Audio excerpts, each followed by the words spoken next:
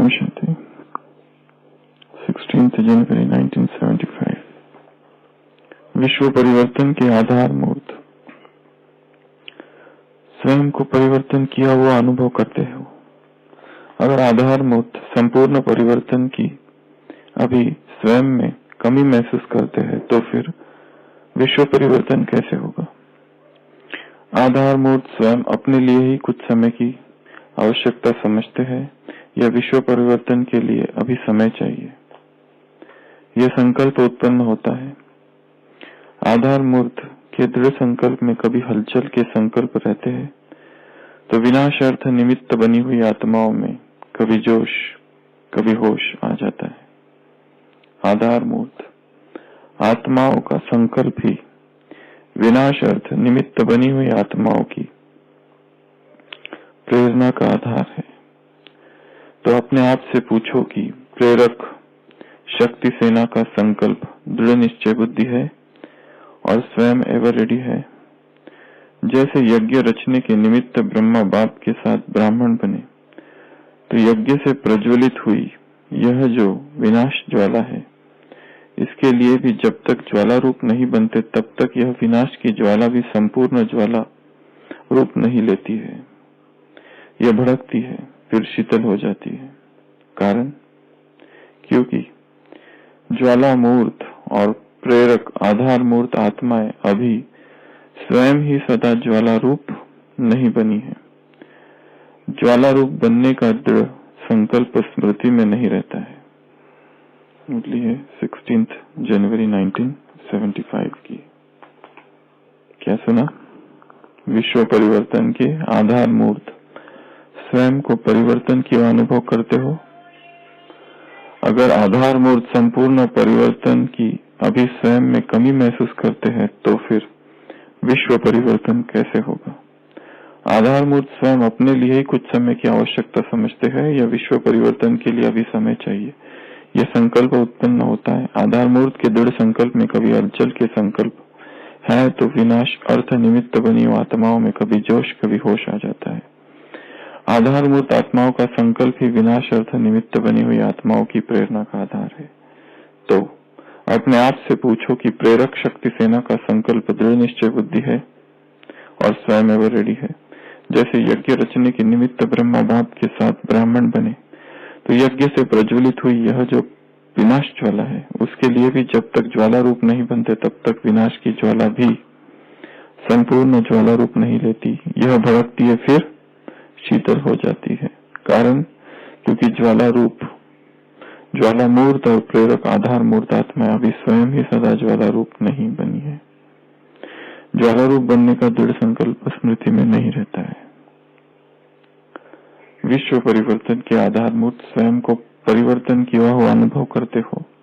अगर आधार मूर्त संपूर्ण परिवर्तन की अभी स्वयं में कमी समझते हो करते हैं तो विश्व परिवर्तन कैसे होगा? क्या कहा? संपूर्ण परिवर्तन। संपूर्ण परिवर्तन कैसे हो? हम विश्व की आधार मूर्त आत्माएं हैं।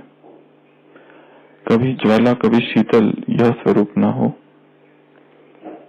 कंप्लीट ट्रांसफॉर्मेशन अर्थात संपूर्ण परिवर्तन किसे कहेंगे? संपूर्ण परिवर्तन पुराना कुछ भी नहीं हो। उदाहरण जैसे कि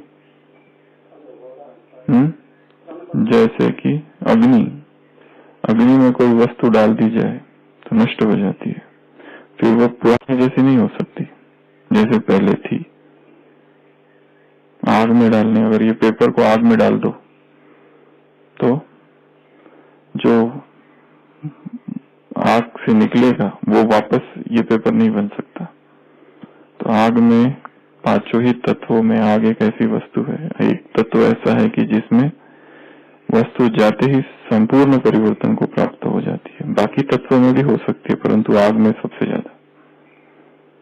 उस दिन मुरली में था ना, लगन की अग्नि चाहिए। अग्नि आग अगर है तो ही परिवर्तन हो सकता है। और यहाँ तो परिवर्तन कौन सी चीज की बात चल रही है? संस्कार, स्वभाव, संकल्प, ये बहुत सूक्ष्म परिवर्तन है। और कंप्लीट ट्रांसफॉर्मेशन, व्यक्ति के स्वभाव का संपूर्ण परिवर्तन। ये कैसे हो? तो है एक व्यक्ति का स्वभाव पूरा ही बदल जाए, पहचान में ही नहीं है कि ये वो है। ये कैसे हो? अग्नि में डालो तो परिवर्तन हो जाएगा, वो तो है। परंतु सेल्फ ट्रांसफॉर्मेशन जो है बहुत बड़ी प्रक्रिया है। जो गलतियां की है उसका पश्चाताप, चलो वो भी एक स्टेप है। प्रायश्चित, पश्चाताप से भी ऊपर प्रायश्चित और दृढ़ संकल्प। बहुत सारी चीजें हो सकती है या स्टेप्स हो सकती है। सबसे पहला तो ये है कि स्वयं को समझना, सेल्फ अंडरस्टैंडिंग। सेल्फ ट्रांसफॉर्मेशन की सबसे पहली प्रक्रिया है सेल्फ अंडरस्टैंडिंग। मेरा स्वभाव क्या है, मेरे परफेक्शंस क्या है, स्पेशलिटीज क्या है, वर्च्यूज क्या है, इम्परफेक्शन क्या है, मुझ में दोष क्या क्या है, क्या कहाँ खोट है, संकल्पों में है, स्वभाव में है, संस्कार है, क्या है, कहाँ मेरी कमजोरी और कहाँ मेरी परफेक्शंस भी कहाँ है और कमजोरी भी कहाँ है। ये दोनों भी चीजें। नोइंग वन सेल्फ मतलब खुद को समझना, सेल्फ अंडरस्टैंडिंग। तो संपूर्ण परिवर्तन यदि करना है तो फर्स्ट स्टेप है कंप्लीट अंडरस्टैंडिंग ऑफ सेल्फ, अपने आप को जानना। ये पहला। कैसे जानेंगे? थ्रू मुरली, मुरली के द्वारा, क्योंकि मुरली एक आईना है, ज्ञान दर्पण है, जिसमें हम स्वयं को देख सकते हैं कि कहाँ क्या है और कहाँ क्या नहीं है। एक तो ये। सेकंड स्टेज, अपने कर्तव्य को स्मृति में लाना। अच्छा, तो जो हमसे आगे है उनसे कंपेयर करना, और वो इस तरह से कंपेयर करना कि उन्होंने क्या किया तो वहां तक पहुंचे। जैसे किसी को रोने की बहुत आदत है, बात बात पर वो उन लोगों को देखे कि जिन्होंने रोना जीत लिया है, जिनको कभी रोना नहीं आता है, उनके साथ बहुत गलत गलत चीजें होती है, परंतु उनको रोते हुए कभी नहीं दिखा। जबकि हमारे साथ किसी ने थोड़ा कुछ कह दिया और हम रोना चालू हो गए। तो जो हम में कमी है उन आत्माओं को देखना जिन्होंने इसको जीत लिया है। Positive comparison, it is known as positive comparison करना। वैसे कंपैरिजन करेंगे तो दुखी होंगे, निगेटिव कंपैरिजन करेंगे तो कि इसके पास तो ये है, मेरे पास है ही नहीं, इसको ये आता है, मुझे नहीं आता, तो और दुखी होंगे। पॉजिटिव कंपैरिजन अर्थात कैसे मैं उसको पाऊं, मुझे भी आना चाहिए, वो उसके पास है और उसने अगर पाया तो मैं भी पा सकता हूँ। एक व्यक्ति अगर इस सृष्टि का कुछ पाता है तो दूसरा व्यक्ति भी पा सकता है। अगर एक ने करके दिखाया तो दूसरे में भी उतनी क्षमता है कि वो करेगा। तो पहले तो अपने आप को जानना। स्टेप्स कहने की बजाय अलग अलग पॉइंट्स हम कह सकते हैं, स्टेप्स भी है पर चलो पॉइंट्स हम निकाल रहे हैं तो पॉइंट्स के द्वारा इसको कहेंगे। पॉजिटिव कंपैरिजन करना दूसरा। तीसरा, क्या करे कि जिससे कंप्लीट ट्रांसफॉर्मेशन हो जाए। कंप्लीट ट्रांसफॉर्मेशन के लिए क्या चाहिए? धक्का चाहिए, एक जबरदस्त एक धक्का चाहिए, रियलाइजेशन चाहिए, डीप रियलाइजेशन। जब तक वो डीप रियलाइजेशन नहीं होता है ट्रांसफॉर्मेशन नहीं होता है। घोर कुछ भी हो सकता है, वो डीप रियलाइजेशन कि ये जो चीज है इसके वजह से बहुत मुझे नुकसान हुआ है, या ये गलती की वजह से, ये कमजोरी की वजह से बहुत मुझे नुकसान हो रहा है, या बाहर के किसी व्यक्ति के द्वारा, जैसे कहा कोई भी एक धक्का जब मिलता है तब व्यक्ति ट्रांसफॉर्म होता है। जैसे वो उस दिन भी कहा था ना वाल्मीकि का, बहुत जबरदस्त उसको धक्का मिला कि मैं सब कुछ कर रहा हूँ माँ के लिए, बाप के लिए, अपनी पत्नी के लिए और बच्चों के लिए। घर जाके पूछता है कि मैं जो कुछ कर रहा हूँ उसमें आप वो शेयर करते हो क्या रिस्पॉन्सिबिलिटी, क्या भागीदार हो मेरे जो पाप? वो कहते हैं कि हमने तो तुमको कहा ही नहीं इस तरह चोरी करो, डाका डालो, वो तुम जो कुछ कर रहे हो उसके लिए तुम जिम्मेवार हो। उसको एकदम से धक्का मिला, नहीं तो एक डाकू कैसे बदल जाएगा? धक्का मिल, बच्चों से, पत्नी से, माँ बाप से एक धक्का और तुरंत मार्ग बदल गया। तो डीप रियलाइजेशन, अगर धक्का नहीं मिल रहा है और डीप रियलाइजेशन चाहिए तो उसके लिए एकांत चाहिए, चिंतन चाहिए, गहरा एकांत, बहुत गहरा एकांत। एकांत में ही हम स्वयं को देख सकते हैं, खोज सकते हैं, क्योंकि बहुत सारी चीजें मन में ऐसी है जो अंधकार में है, वो दिखाई नहीं देती है। भीड़ में एकांत चाहिए, स्थूल एकांत। उस एकांत में ही स्वयं को देखा जा सकता है। तो डीप रियलाइजेशन के लिए एक तो धक्का चाहिए और दूसरा एकांत चाहिए। और कंप्लीट ट्रांसफॉर्मेशन के लिए क्या जरूरी है? डीप ट्रांसफॉर्मेशन, कंप्लीट ट्रांसफॉर्मेशन, संपूर्ण परिवर्तन। अपना जो लक्ष्य है उसको सामने रखो। संडे की मुरली, क्या बनने आए थे और क्या बन रहे हैं? क्या बनने आया था और क्या बन रहा हूं? क्या करने आए थे और क्या कर रहा हूं? खोया क्या, पाया क्या, गवाया क्या? ये प्रश्न है रोज के। रोज स्वयं से पूछना है, क्या बनने आए थे, क्या बन रहा हूं? क्या करने आया था, क्या कर रहा हूं? क्या सोचने आया था, क्या सोच रहा हूं? क्या बोलने आया था, क्या बोल रहा हूं? क्या पाने आया था और क्या गवा दिया? पाया क्या, गवाया क्या? लक्ष्य क्या है? उस लक्ष्य की जैसे ही विस्मृति हो जाती है, इसके लिए ऐसे लोगों का संग चाहिए जो उस लक्ष्य के प्रति सजग है।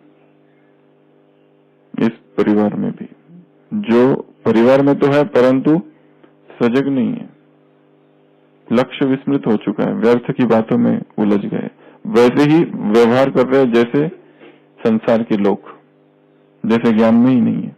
इस तरह की वार्तालाप और चर्चाएं चालू है यहाँ रहते भी। तो संपूर्ण लक्ष्य की विस्मृति जब हो जाती है तो साधारणता आ जाती है। इसके लिए लक्ष्य की स्मृति कैसे याद दिलाएंगे? बार बार अध्ययन से। इसके लिए अध्ययन का बहुत जरूरी है। हर एक को डीप स्टडी करनी है, हर एक को रोज। मुरली भी और मुरली के अलावा भी ज्ञान से संबंधित सारी चीजें, जीवन की स्टडी, मुरली की स्टडी, दूसरों के जीवन की भी स्टडी पर चिंतन नहीं, अध्ययन। अचानक अटेंशन आ जाए, अटेंशन जो होता है ना, ध्यान, अवधान, वो सोया हुआ रहता है, अचानक वो जागृत हो जाए, उसके लिए कुछ ना कुछ माइंड को निरंतर बिजी रखना होता है, नहीं तो वो अटेंशन खो जाता है। एक राजकुमार एक ज़हन मास्टर के पास आता है, ज़हन मास्टर के पास एक राजकुमार, और वो कहता है कि मुझे धर्म की शिक्षा दो। और वो राजकुमार बहुत अहंकारी होता है, बहुत ज्यादा अहंकारी। तो ज़हन मास्टर उसको कहता है कि तुम्हें दो चीजें करनी होगी।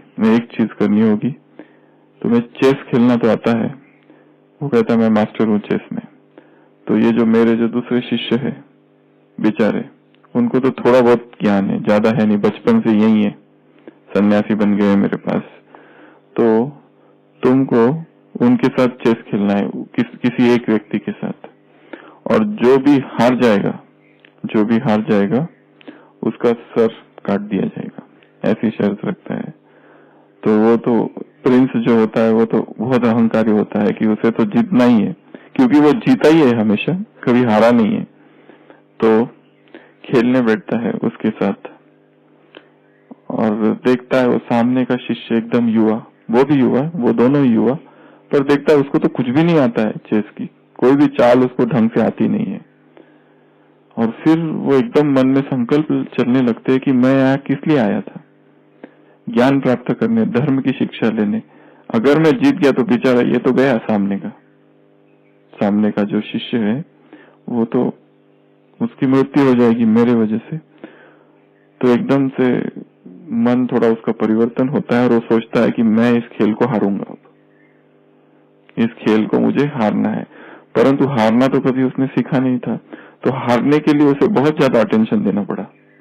कैसे मैं हारूं? जीतना तो आसान है, पर हारना, गलत चाले चलना जानबूझ के, तो वो करते रहता है।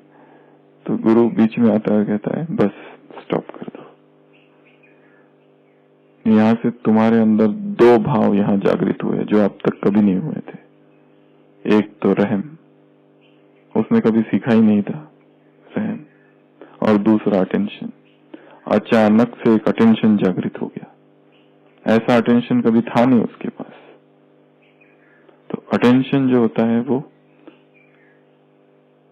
खोया हुआ रहता है, दबा हुआ, ढका हुआ रहता है। जब तक हमको कहा नहीं जाए, जब तक अगर किसी को ये कहा जाए कि इस पर बोलना है, पैराग्राफ पर, एक है वैसे ही पढ़ना, एक है बस बोलना है, तो फिर जब बोलना है और दूसरों को समझाना है, तब पढ़ने की क्वालिटी और अपने पढ़ने की, रोज की मुरली आ रही है, हमने पढ़ा, अगर कहा कि ये मुरली को रिवाइज करानी है या कुछ कराना है इसका, या इसमें से प्रश्न निकालने हैं, आपको 10 प्रश्न निकालने हैं, तो 10 प्रश्न निकालने होते ही पहली लाइन से ही प्रश्न मन में आते रहता है कि कुछ तो इसमें से प्रश्न होगा, कुछ तो है इसमें।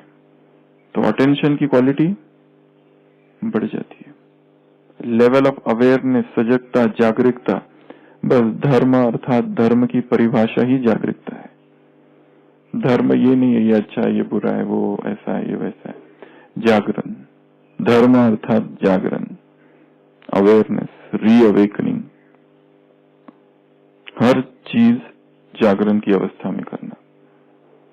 वो जागरण ही, ये नहीं कि ये करना नहीं है वो करना नहीं है, वो जागरण की अवस्था में जो कुछ होता है सब राइट ही होता है, जो गलत होता है वो मूर्छा की अवस्था में होता है, विस्मृति में। स्मृति स्वरूप है तो फिर ये सोचने की जरूरत नहीं, ये व्यक्ति मिला, वो हुआ तो ये क्या करेंगे, ये परिस्थिति आई। जागरण की अवस्था में अपने आप जीसस क्राइस्ट के शिष्य उसके पास आते हैं, कहते हैं हम क्या बोले, वो कहता है जाओ मेरा संदेश सबको सुनाओ। वो कहते हैं हम बोले कि हमको पता ही नहीं, हमको तो आपने सिखाया नहीं क्या बोलना है। वो कोई स्पीकर थोड़ी थे, कोई कुछ काम करने वाला था, कोई मच्छी पकड़ने वाला था, कोई दुकान वाला था, कोई टैक्स कलेक्टर था, कोई ऐसे ही बैठा था, आवारा घूमने वाले, सब ऐसे लोग थे। वो कह रहा है कि जाओ मेरा संदेश विश्व को सुनाओ। उन्होंने कहा कि हम क्या सुनाए, हमको पता ही नहीं क्या सुनाना है। बाइबल में वाक्य आता है, it shall be given unto you at that hour, ये तुम्हें दिया जाएगा, तुम बस जाकर खड़े हो जाओ, क्या बोलना है और क्या करना है। It shall be given unto you at that hour.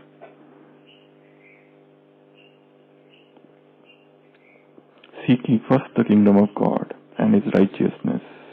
Seek ye first the kingdom of God, पहले भगवान को पालो, उसका राज्य, and it shall be given unto you all other things, बाकी संसार की सारी चीजें स्वतः ही उसमें ऐड होती जाएगी, सारे टैलेंट्स, सारी स्पेशलिटी, सब कुछ पहले इधर लाइन क्लियर। तो ये सारी बहुत छोटी चीजें सब आ जाएगी। तो जागरण, ट्रांसफॉर्मेशन अर्थात जागरण। अभी लेवल ऑफ अवेयरनेस जो है बहुत कम है, ये बढ़ जाए।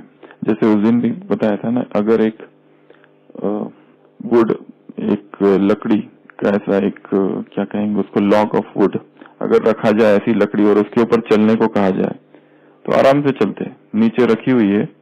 अगर वही लकड़ी, 2 बिल्डिंग है, एक बिल्डिंग ऐसी और दूसरी बिल्डिंग ऐसी, उसके ऊपर रखी हुई है और कहा तब चलो ऊपर से, तो क्या अंतर है नीचे के, यहाँ रखी हुई पे चलने में और ऊपर के चलने में। अटेंशन, एक लकड़ी यहाँ रखी है, यहाँ कोई डर ही नहीं है गिरने का, आराम से चल रहे हैं। परंतु जब ऊपर रखी जाती, 2 बिल्डिंग्स के बीच में और नीचे बहुत सारी 10वीं मंजिल की बिल्डिंग है सपोज, अब कैसे चलेंगे, कितना एक एक कदम फूक फूक के, क्योंकि एक थोड़ी सी गलती हुई और जीवन गया। लेवल ऑफ अवेयरनेस वहां पर बहुत ज्यादा है, यहाँ पर लेवल ऑफ अवेयरनेस बिल्कुल ही नहीं है। एक गुरु, एक शिष्य, वो एक किसी ने अपनी जीवन कहानी लिखी है, उसमें बहुत अच्छी बात लिखी है कि मैं अपने गुरु के पास गया ध्यान सीखने के लिए, अटेंशन सीखने के लिए। तो उसने क्या किया, मुझे कहा कि वो एक कौन सा झाड़ होता है, डेट को कौन सा झाड़ कहते हैं, खजूर का, बहुत ऊंचा होता है ना, लंबा लंबा लंबा। उसने कहा चढ़ उसके ऊपर, और मैं चढ़ता गया थोड़ा चढ़। उसने कहा और चढ़, इतना ऊपर चढ़ गया, वो चढ़ने में तो कोई मुश्किल नहीं हुई। और उसने कहा कि तुम चिंता मत करो, मैं बैठा हूं यहाँ पर नीचे, कुछ भी हुआ तो मैं देख लूंगा तुमको। वो इतना ऊपर चढ़ जाता है, और वो ऊपर चढ़ने के बाद फिर उसको शिष्य को कहता अब उतर नीचे। वो शिष्य कहता आप बिल्कुल वहीं रहना, कुछ मैं अगर गिरा तो बिल्कुल मेरे तरफ देखना। तो तो गुरु कुछ ध्यान भी नहीं देता, इधर उधर बाहर जाके बैठ जाता है। तो उसको कहता है उतर। वो इतना बिल्कुल अभी गिरा, अब गिरा तब गिरा, नीचे देखता है तो बाप रे इतनी बड़ी, इतने से भी गलती हुई तो गया, और देखता है गुरु तो ये धोखेबाज निकला। पहले तो कहा था कि मैं पूरा ध्यान रखूंगा तुम्हारा, तो ये तो बिल्कुल वहां है ही नहीं, ये तो वहां गया, वो उधर जाके झाड़ के कहीं जाके बैठा हुआ है, आराम से अपना कुछ कर रहा है। तो वो एकदम से बिल्कुल नीचे नीचे नीचे नीचे आता है, और बस जब थोड़ा सा ही ऊपर रहता है तब गुरु आ जाता है और बोलता है अरे सब ठीक तो है ना, ध्यान से ना, आराम से, ये इधर हाथ रखो उधर पैर रखो, और फिर नीचे उतरता है। वो शिष्य कहता है मैंने अभी आप क्यों पूछ रहे हो, मुझे पूछना तो चाहिए था तब जब मैं ऊपर था। गुरु कहता है तब पूछने की जरूरत ही नहीं। तब तुम्हारा अटेंशन का जो लेवल था ध्यान का, वो इतना ज्यादा था कि किसी की आवश्यकता नहीं तुम्हारी, तुमको देखने की या बचाने की या समझाने की या कुछ बताने की। ध्यान तो तब रखना होता है जब तुम नीचे आ गए, वहां पर गिरने के चांसेस ज्यादा है। इसके लिए जीवन में जो भी परिस्थिति आती है ना, उनका एक ये फायदा भी है, उस टाइम में अवेयरनेस बहुत बढ़ जाती है। जब धोखा हो जाता है तब अवेयरनेस बहुत ज्यादा बढ़ जाती है। जब मिसट्रस्ट, कोई अविश्वास दिखाता है, असहयोग करता है, निंदा करता है, ग्लानि करता है, अपमान करता है, या इस तरह की जो भी चीजें होती है, लेवल ऑफ अवेयरनेस जो है आत्मा की बढ़ जाती है उस समय। परंतु हम उससे सीखने की बजाय, उस लेवल ऑफ अवेयरनेस में स्थित होने की बजाय परिस्थितियों को दोष देकर निगेटिव एनवायरनमेंट क्रिएट कर देते हैं, ताकि उससे सीखना भी नहीं होता है। फिर इसके लिए ट्रांसफॉर्मेशन के लिए क्या चाहिए? Awareness, deep awareness, level of awareness. और अगला पॉइंट विजुअलाइजेशन। उस दिन भी कह रहे थे कि जो लक्ष्य रखा है उसको बार बार विजुअलाइज करना है, आंखों के सामने देखना है, कलर भरने हैं उसमें, रंग भरना है उसमें, चलता फिरता मेंटल मूवी क्रिएट करनी है एक। ये मैं हूं ना, तो ये मैं, उसको देखना, वो चल रहा है, पिक्चराइजेशन, कलराइजेशन, विजुअलाइजेशन, सब कुछ भर देना है उसमें, और देखना है कि ऐसा वास्तव में हो रहा है। जो भी चीजें हैं पहले ब्लूप्रिंट, और जो भी सोचेंगे चाहे वो कितनी भी काल्पनिक भी क्यों ना हो, कितनी ही काल्पनिक और असत्य क्यों ना हो, वो अगर देखी जाए तो वो सत्य होगी। यही यूनिवर्सल सिद्धांत है। कोई कितना भी गरीब है, केवल अमीरी के बारे में सोचता रहे और संकल्प करे कि मैं अमीर हूं, तो एक दिन बन जाएगा वैसे ही। ये सबकॉन्शियस माइंड के सिद्धांत है। और विजुअलाइजेशन, प्लानिंग चाहिए, बहुत अच्छी प्लानिंग, शॉर्ट प्लानिंग, बहुत ऐसी लंबी प्लानिंग में 10 पॉइंट्स की, थोड़ी सी 2 पॉइंट 3 पॉइंट छोटी सी प्लानिंग, एक एक दिन की प्लानिंग, एक एक घंटे की प्लानिंग। जैसे आज की प्लानिंग 6 बजे से लेकर तो शाम को 6 बजे तक, ये इतना पीरियड में कम से कम वो चीज नहीं करूंगा जिसे छोड़ना है। छोटे छोटे लक्ष्य, little bye little, bit by bit, धीरे धीरे, हर चीज धीरे धीरे धीरे धीरे संपन्नता की ओर जाती है। क्योंकि वो थोड़ा थोड़ा भी किया हुआ जमा होते जाता है। थोड़ा सा ज्ञान चिंतन, बड़े बड़े विकर्मों से बचने के लिए थोड़ा सा ही ज्ञान चिंतन की जरूरत है। जिन्होंने व्यक्तियों ने विकर्म किए, पाप, जेल में अगर जाओ और उनको कहो कि उस समय, वो कहते हैं बस उसी समय वो संकल्प आ गया, बस 10 मिनट, उस 10 मिनट की वजह से 10 साल की सजा। अगर वो उस 10 मिनट में श्रेष्ठ ज्ञान का संकल्प आ गया होता तो वो विकर्म होता ही नहीं था। छोटे छोटे पावरफुल, शक्तिशाली विजुअलाइजेशन, संकल्प, रीइन्वेंट करना है, इन्वेंट, रीइन्वेंट। और सेल्फ ट्रांसफॉर्मेशन में और क्या कर सकते हैं? संग, जैसे कहा कि श्रेष्ठ समान पुरुषार्थियों का संग, जिनका सेम लक्ष्य है उनके साथ ज्यादा रहना। जिनका ब्राह्मण बनने के बाद लक्ष्य ये है ही नहीं कि पुरुषार्थ अच्छा करना है, जिनके लिए सारी चीजें साधारण सी है, मुरली और ये वो, उनका संग खतरनाक है। तेजी से नीचे लाने वाला है। क्योंकि शायद वो पुरुषार्थ तो नहीं कर रहे, ठीक है, परंतु उनके पूर्व का किया हुआ पुरुषार्थ उनके साथ है और हमारा कुछ खास साथ में नहीं है, और हमारे खतरनाक संस्कार पीछे बैठे हुए हैं, शायद उनके उतने नहीं है। इसके लिए उनसे हमको ज्यादा करना पड़ेगा, क्योंकि हमारे गिरने के चांसेस उनसे अधिक है। इसलिए तो संग और कंप्लीट ट्रांसफॉर्मेशन, हाँ वो तो हो गया ना, लक्ष्य को अच्छा लगा के सामने रख दो। और समय और एनर्जी, एनर्जी क्या एनर्जी एनर्जी का क्या करना है? हाँ, दृढ़ता। और एक चीज महत्वपूर्ण है ट्रांसफॉर्मेशन में, पास्ट से हमारा बहुत लगाव है। एक एनर्जेटिक कॉर्ड है जिसने हमको बांध के रखा है आत्माओं के साथ। एक धागा कहो, एक रस्सी कहो, कुछ आत्माओं के साथ हमको बांध के रखा है।